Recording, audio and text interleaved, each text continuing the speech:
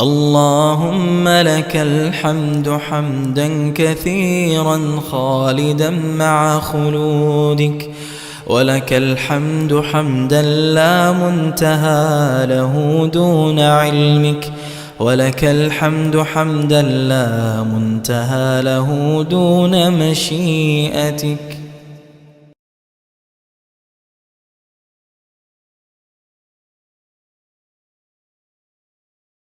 Hello everyone. Good evening. Good evening.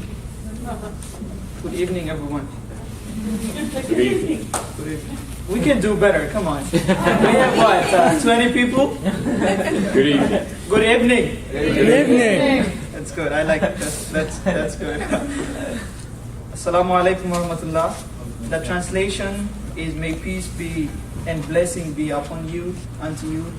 And I'm Abdur with an R, not an L, so Abdur. Okay. And I'm student advisor at MSA, and I thank everyone on behalf of MSA for coming here, and we are so delightful to have you in this evening. I thank everyone who helped to put this event forward so we can have this amazing presentation of Mateen Ahmed, including Ms. Noah Eshkol from Minister Association of Potsdam, Ms. Katie McMara from Diversity Office, Mr. Alex French for all types of guidance and room reservation. Also, I thank OIT, although they are not here, for technical support. I thank Professor Abul Khankar, and I thank Tamira Risk from OSL, and I thank all the MSA student government who put all this time to put this forward. So thank you everyone. I'm so excited to hear from Brother Mateen Ahmed for his experience, and I thank Mateen personally so much for taking the time to come to our campus, come to Clarkson, have the 1 hour drive, and share your experience with us. And let me just explain how this event will go. So at the beginning, Mateen will have 45 minutes for his to talk about his presentation, his survival experience, what happened and how did he survive, and he will present this in about 40 or 45 minutes, and that we will have a Q&A session.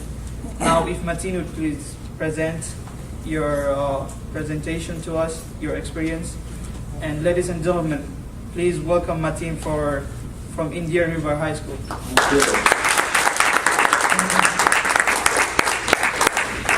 Hi everyone, how are you doing?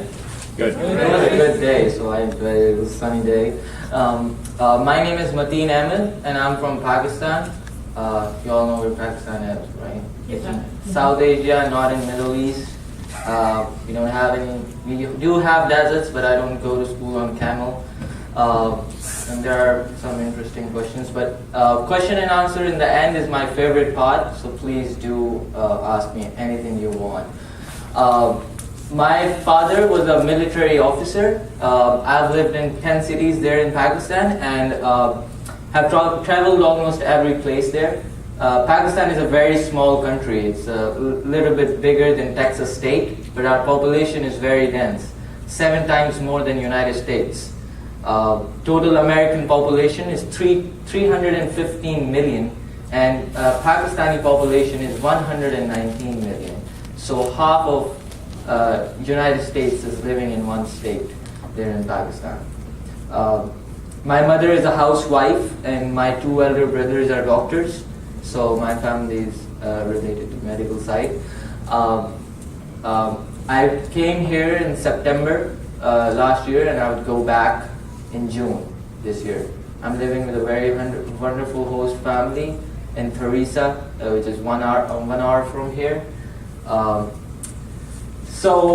Pakistan and all other countries have been facing the menace of terrorism for almost 10 years now. It all started after 9/11.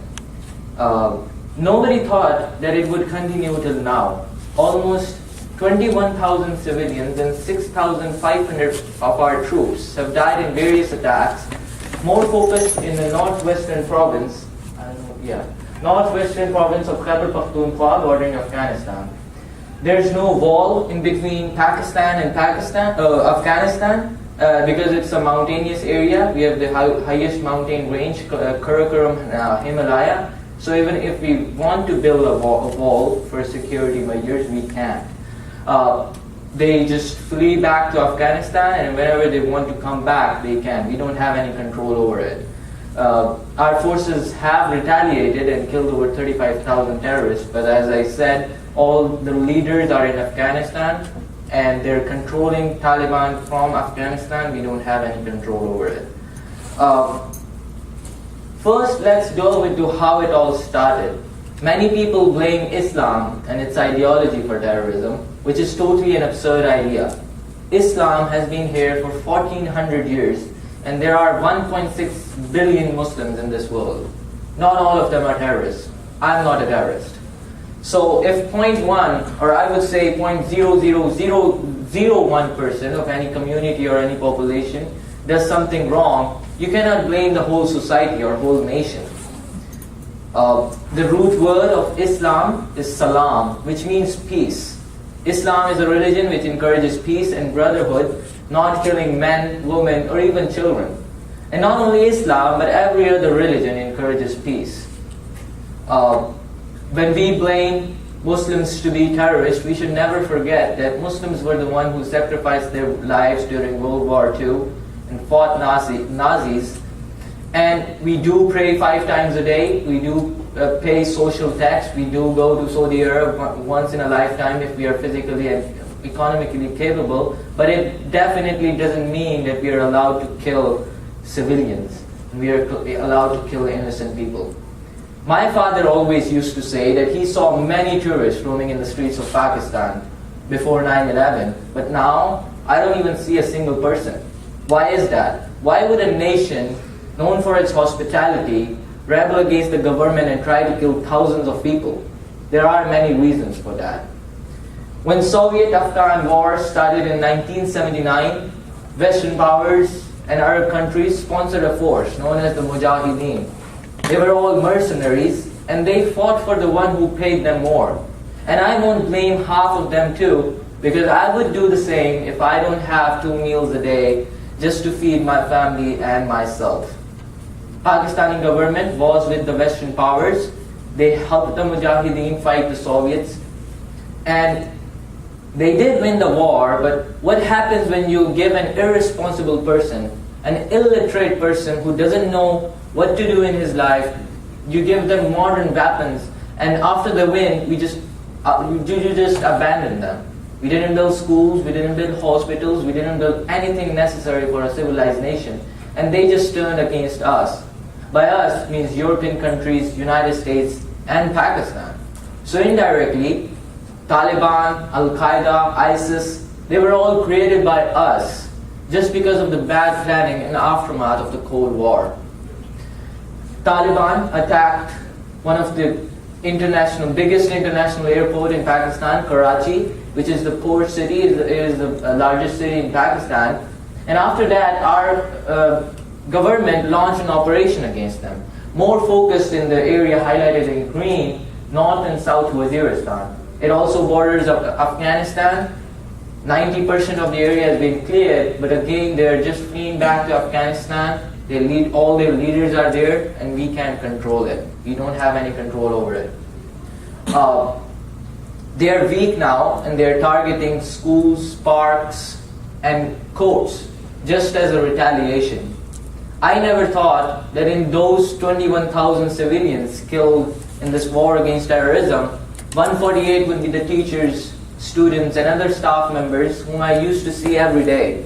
In the morning assemblies, in the hallways, in the classrooms. I used to play with them. So 16th of December 2014, my father was stationed in Peshawar.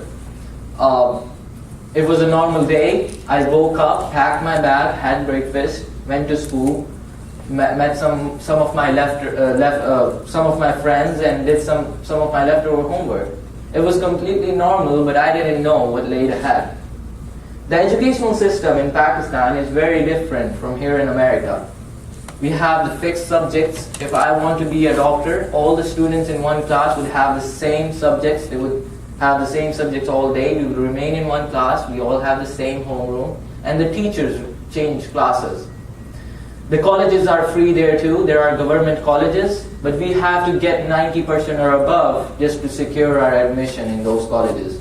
If we don't, there are private colleges in which we can go. Many students come to America on scholarships and they study here too. I had my biology class going on at around 10 when one of the school staff members came to our class and told us to go to the auditorium. I was very happy because I never liked biology, and I thought that I would have some free time and hang out with my friends, but definitely I didn't know what was coming. I was a member of school committee, and whenever there was a function, I had to direct all the students to the hallways, maintain discipline, and I was sort of a monitor. We went to the auditorium. I was standing while all my classmates were sitting. There were 8th, 9th, and 10th grade was there in the auditorium. And principal came on the stage. She delivered her initial address, told us that we are going to learn about the first aid and how to give CPR. And then the doctor came on stage. My school was in the military base, and 85% of the students there had the military background. When the doctor came on stage, he was a military doctor too, and I heard something from the back of the auditorium. My school sports in charge, the sports director, was standing beside me, and I asked him about the noise, and he just said that Army might be having a drill somewhere nearby, or they might be repairing something. So it was completely normal. The principal asked us to close all the doors so that we can concentrate on the lecture, and the doctor resumed the lecture again. After some time, after 5 or 6 minutes, I heard someone kicking the back door very hard, which was closed too. I started walking towards the stage through the aisle, when after 3 or 4 knocks, he opened the door. I saw a man wearing black, holding 2 automatic guns, and he started indiscriminate shooting. He didn't waste any time. That was the most horrific moment of my life. I saw my friends and teachers being shot on head or torso, and I couldn't do anything to save them. I was saving my own life. I ran towards the stage when I saw my shirt turn red. I didn't know that my left ear was injured until I saw my shirt turn red. My boots and my clothes were all red. It wasn't painful because there was so much going on at that time. I didn't notice that my left ear was injured. When I went to the stage, the students were able to open the front 2 doors of the auditorium, which were closed too, but the terrorists targeted those 2 areas, and there was a stampede. I couldn't leave the auditorium. I was just figuring out what to do when my English teacher was there, laying down beside the stage, and she yelled at me to come down and lie down above her. I didn't have any other option, so I just did what she said and lay down above her. Another student who had the chest injury lay down above me, and all his blood was pouring on my mouth and clothes. I couldn't even breathe. 20 minutes passed, the shooting stopped, but I heard someone kicking with his heavy boots. I knew that those were the terrorists just checking if anyone is alive or not, if the students are alive or not, so I just preferred not to show any movement and kept my eyes shut. The kicking sound was becoming louder and louder until someone kicked me 2 times just to check if I'm alive or not. Sometimes I think that God helped me by injuring my left ear. By that, he thought that I had a head injury and he just left me there. So I was very lucky that I was able to save my life as well as my English teacher's life. Taliban are always against female teachers, and they've always been targeting females. They don't want females to be part of the civilized nation. When they left the auditorium, the students shouted that they're gone, so I had to push the student who was above me. He had the chest injury and he couldn't survive. He died, and I had to push him aside to stand up. I saw some of the students going to the dressing room just beside the stage, and I thought it would be safe to go there. It was a small room and it was beside the stage. I thought they had already left the auditorium and they won't go there again. I went there, saw two teachers. One of them had a chest injury, two unarmed soldiers who were helping the doctor deliver the lecture, and around 10 or 15 students. One of the teachers who had the chest injury had the cell phone, and in Pakistan, as a high school student, we are not allowed to have cell phones. We didn't have any communication outside the building, but that teacher had the cell phone and she gave it to one of the soldiers to call the rescue team. While we were doing that, one of the terrorists overheard us and he came back. Another student shouted that they're here again, and I just couldn't believe it. I thought that I was saved once, but I won't be saved again. I considered them the last moments of my life, started reciting the Holy Kalima, which is, I believe in one God, and Holy Prophet, peace be upon him, is my last prophet. And I just laid down there, eyes shut, didn't show any movement. They came and killed the ones they thought were alive and left. They killed those two unarmed soldiers, and I felt something burning, as if my body was burning. When I stood up, to my absolute horror, I saw that teacher who was giving the cell phone burning. They had immolated that teacher. She was burning alive. There was a small cloth. I tried to suppress the fire with it, but all my efforts were in vain. I couldn't do anything to stop that. The dressing room was made of wood, so I knew even if the terrorist won't kill me, the fire would. So the only option for me and 5 of my friends left in the auditorium was to go back to the stage and wait for the rescue team. We went there and we were just laying down there when one of my friends, close friends, asked me if we would be able to go back home and see our parents. That was so shocking to me, and I just couldn't believe that he even asked me that. I didn't have any answer, and I just said, let time decide. Recently, I attended a conference at JCC, and Aaron Ralston was there, who shared his story of how he got stuck in the middle of mountain range and he had to cut his arm off to set himself free. He told us that whenever you're in a difficult position, you don't think about yourself or the situation you're in. You just think about the people you love and care about, and you just want to go back to them and tell them how much you care about them. And that was a similar situation. I just wanted to go back home, see my parents and my brothers, and tell them how much I care about them, and share the good moments I had with them. We waited another hour until I saw one of the commando peeking through the window, which you people call SEALs. He was peeking through the window just to check if anyone is alive or not, and I think I was the only conscious one at that time, and I waved back at him to make sure that he comes and rescues us.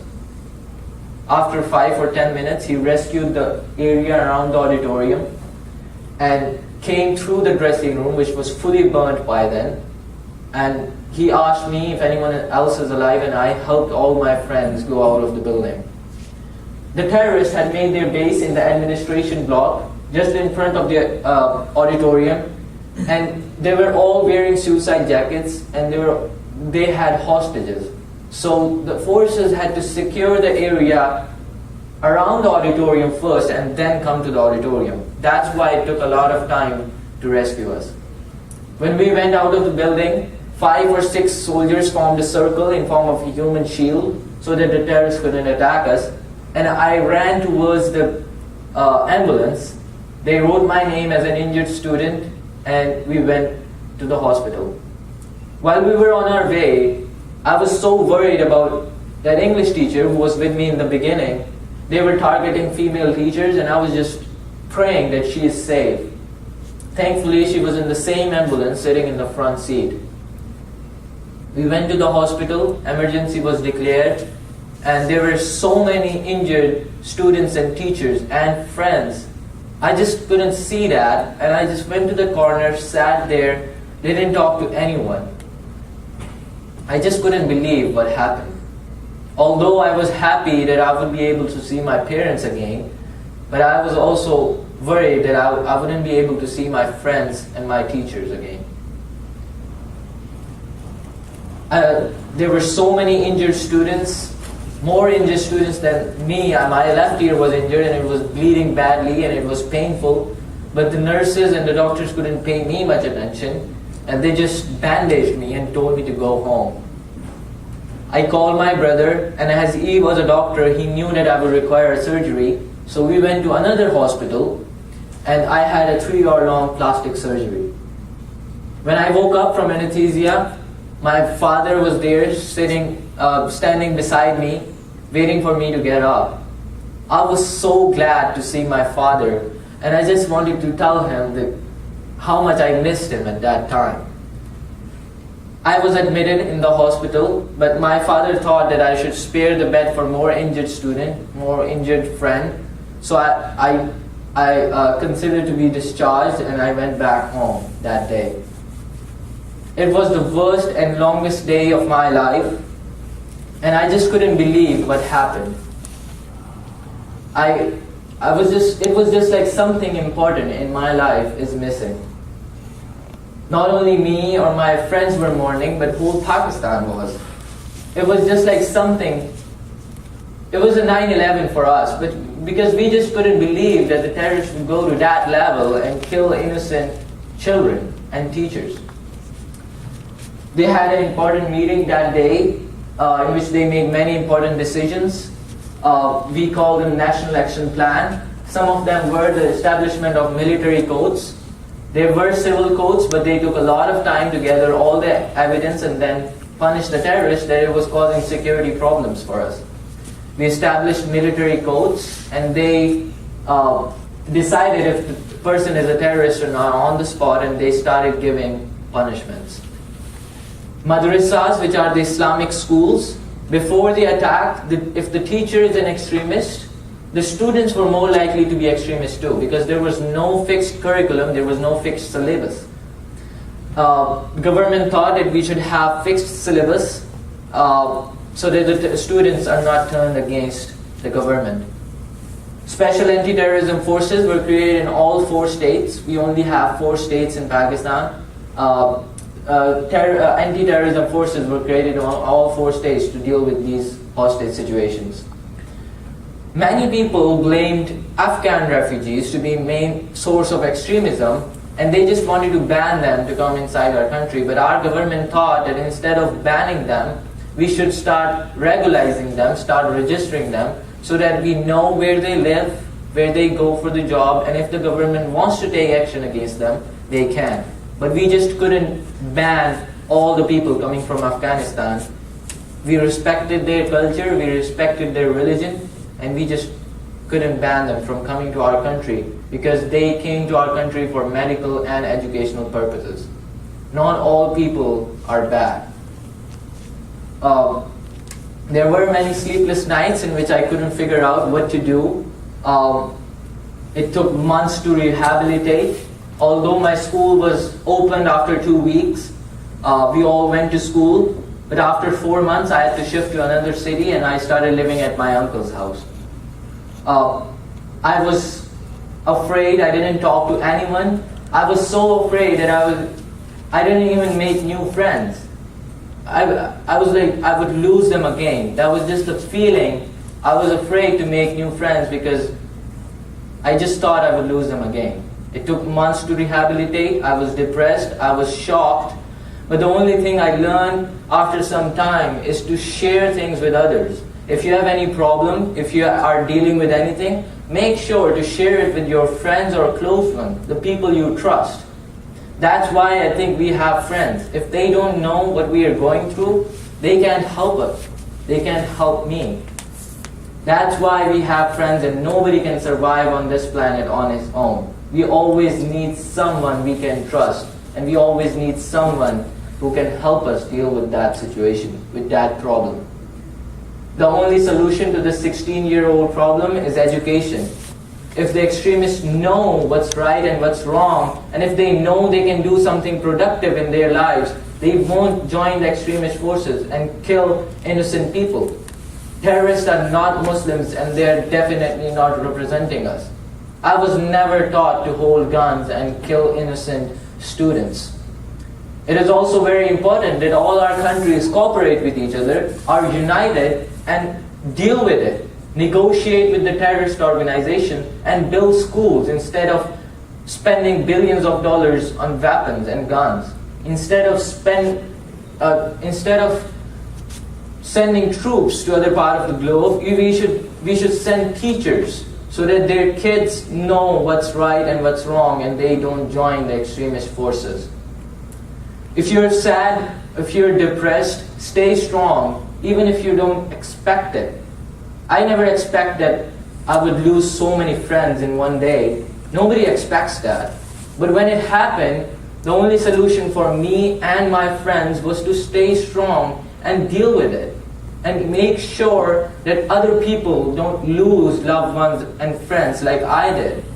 The only thing we can do is work hard and try to make sure that we accomplish the things which we want. I've seen many people who have brilliant ideas, but they don't do anything just because they're afraid what the society would think when they fail. Successful people are not afraid of failure. They're not afraid of what would happen if they fail. They fight fear. People change what they think all the time. So if you're afraid what the society would think, you wouldn't be successful. Just do what you think would be the best for you and your society. I came on an exchange student. I'm living with the host family. I never knew where I would go, where I would be, who my host family would be, but I came here just to tell the Americans and tell American students of what we are facing and what we are going through. We just have to make decisions and make sure that we make this world a peaceful place. Life is short. You don't know what would happen the next moment, so try to make yours and others' lives better. There is nothing in this world which can't be accomplished. Let's pray for a safer world where all the races, genders, colors, and religions are equally respected and are given equal opportunities. Long live Pakistan, long live Pakistani-American friendship. Thank you very much.